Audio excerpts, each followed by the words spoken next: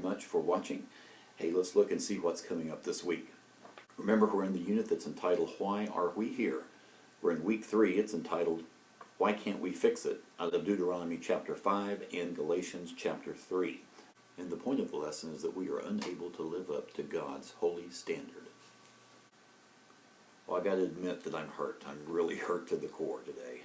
Last night I asked my wife if she could think of any examples when I needed to fix something, and so I tried it, and I just didn't have the expertise. I just wasn't able to do it, and I ended up having to call a professional, and so they had to come in and fix the original problem, and then the mess that I made in the process of trying to clean it up myself. And she just laughed, because I think that's kind of the story of my life. I've learned as I've gotten older, though, to call first. Well, similarly, humans are in a mess. We have the mess of sin, and we can try and do all these different things, but we can't fix it ourselves. And that's what we're looking at today. Now, I have to admit that this lesson style, or the way they go about this lesson, is really one of my least favorite ways of doing it. Cherry picking a lesson here and there, and maybe part of a verse here, and putting it all together. That's my least favorite way of doing things. But here, the lesson's right. I mean, it's right on. But it's just a thing that we need to be careful that we don't do when we're trying to prove a point, that we take little bits and pieces here and there, because, you know, you've heard the saying, you can prove just about anything from the Bible if you do that. Well, let me give you some synonyms. Pentateuch, Book of Moses, the first 5 books of the Bible, the Torah. All these are the same thing, those first 5 books, Genesis, Exodus, Leviticus, Numbers, and Deuteronomy. And most of Leviticus, Numbers, and Deuteronomy it's just law after rule after regulation, and there's no way that we can follow that. And we think, well, that's not fair. There's no way we can follow all those laws. But remember, let's think about last week. God only gave Adam and Eve one rule: don't eat from this tree. They only had one rule, and they broke it. So whether it's one rule or 10 commandments or 613 Old Testament laws, humans just aren't able to follow the rules, are we? And you know that all the rules have consequences, don't you? So what is it with God and the rules? Is it the 3 strikes and you're out? Is it a passing grade of 60%, 70%, 99%? What's the passing grade? What does Romans 3:23 tell us? It tells us that all have sinned, everyone, all have sinned and fall short of God's glory. All right? What does James 2:10 say? It says that whoever keeps the whole law but fails in one point has become guilty of all. In Galatians 3:10, and this is out of our Sunday school lesson, everyone who does not do everything written in the book of the law is cursed. So, we can conclude that everyone gets a 0, but the only passing grade is 100%. That's why we can't fix it. God's standard is perfection, and we fall very, very short of that. Well, if we can't keep the law, if we're ultimately going to fail, then why did God give it? That just doesn't seem fair, does it? Well, we can see that in part of our text out of Galatians this week.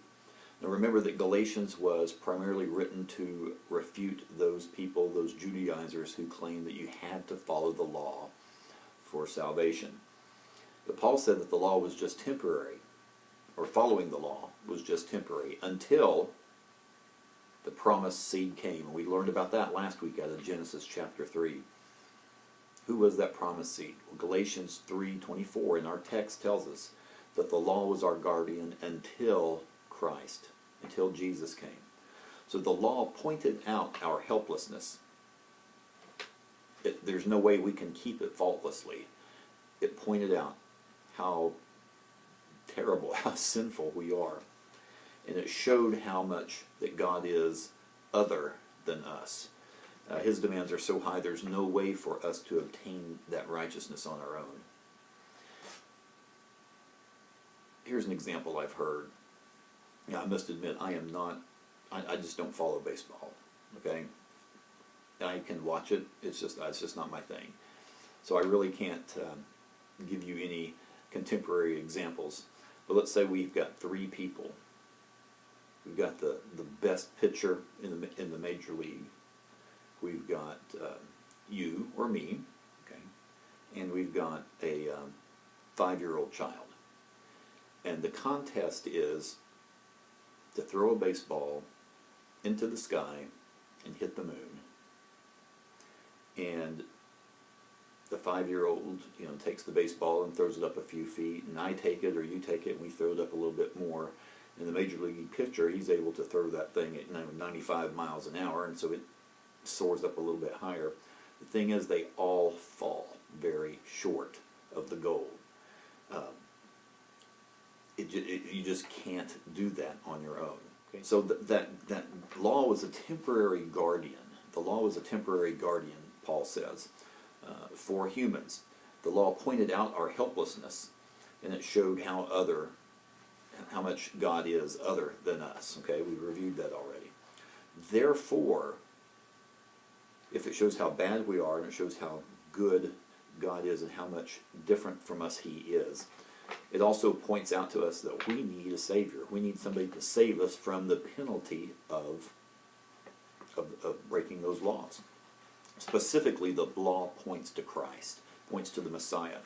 Now, the Old Testament folks, they trusted in the blood sacrifice that was offered to cover their sins, but still, they looked forward to that coming Messiah. They had faith that their Messiah would come. We have faith that our deliverer, or Jesus, has already come.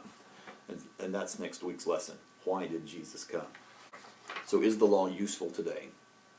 Matthew 5:17 says that Jesus did not come to abolish the law, but to fulfill it. So yes, it can still show us how sinful we are, because without the law, we wouldn't know how bad off we are. The good news is, our trusting in the one who fulfilled it means that we're not under its curse. However, it does not give us a license to do whatever. So remember, when it comes to our situation, we are helpless, but we're not hopeless. Helpless, but not hopeless. All right, sorry this is a little bit late getting out this week, but sometimes you have one of those weeks, and I think you know what I mean. So hopefully this will help you. I hope you have a great class, and don't forget to pray for your students in your class this week.